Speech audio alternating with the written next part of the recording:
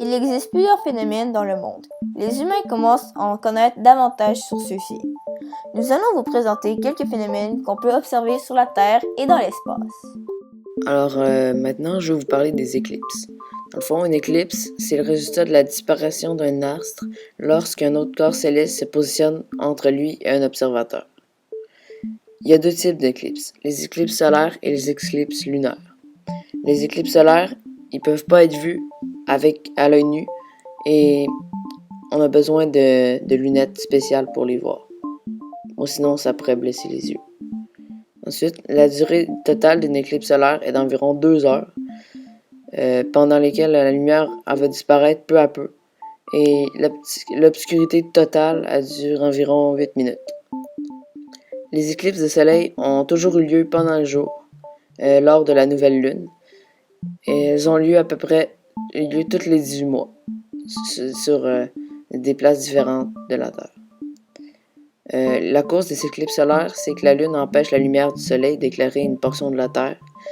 Et dans le fond, ce que ça fait, c'est que ça projette une ombre dans la zone qui est plongée dans le noir. Ensuite, il y a deux types d'éclipses solaires qui peuvent être observés. Les éclipses partielles et les éclipses totales.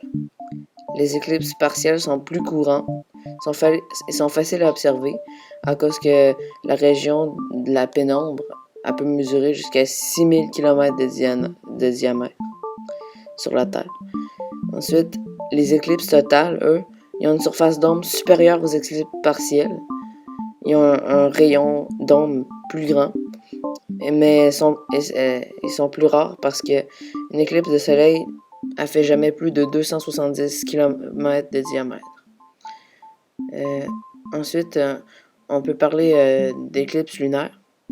C'est aussi appelé lune de sang et peuvent être vues à l'œil nu comparément aux éclipses solaires. Ces éclipses-là ont toujours lieu la nuit, au moment de la pleine lune. Ce type d'éclipse-là n'est pas aussi spectaculaire qu'une éclipse solaire, mais il survient plus souvent.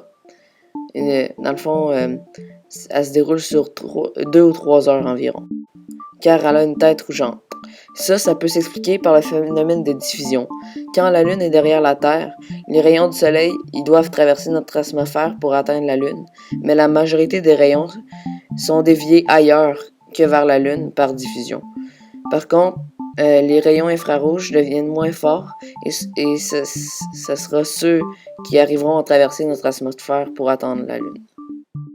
Les phases de la Lune désignent les parties de la Lune éclairées par le Soleil telles qu'elles sont vues de la Terre. Il y a 8 phases lunaires. La première est nommée la nouvelle Lune.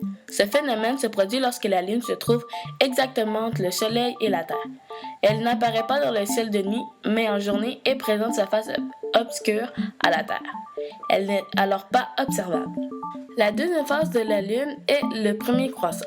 C'est lorsque la Lune réapparaît dans le ciel nocturne. Elle est suivie du premier quartier. C'est quand elle prend la forme d'un P. En quatrième, il y a la Lune gibbeuse croissante. C'est lorsque la Lune est presque pleine. Il y a ensuite la pleine Lune.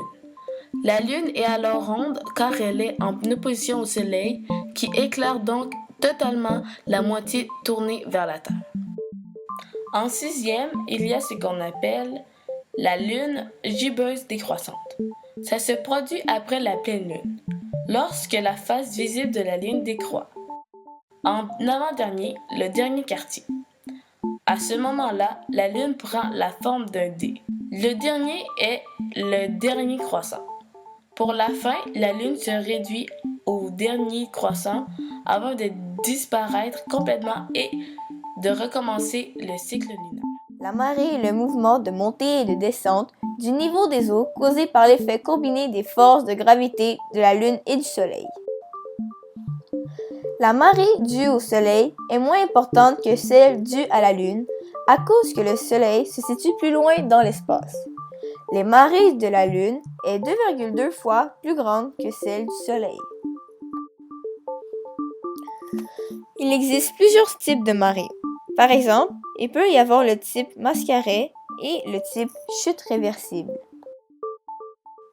On peut observer exceptionnellement la propagation de l'onde de marée dans certains fleuves et certains estuaires lors des grandes marées. Lors de la marée haute, le flot marin s'élève au-dessus des chutes. Le contre-courant remonte le fleuve et on a alors l'apparence d'un courant inversé. Il y a 3 chutes réversibles au Canada. La plus populaire et très connue est la baie de Fundy au Nouveau-Brunswick.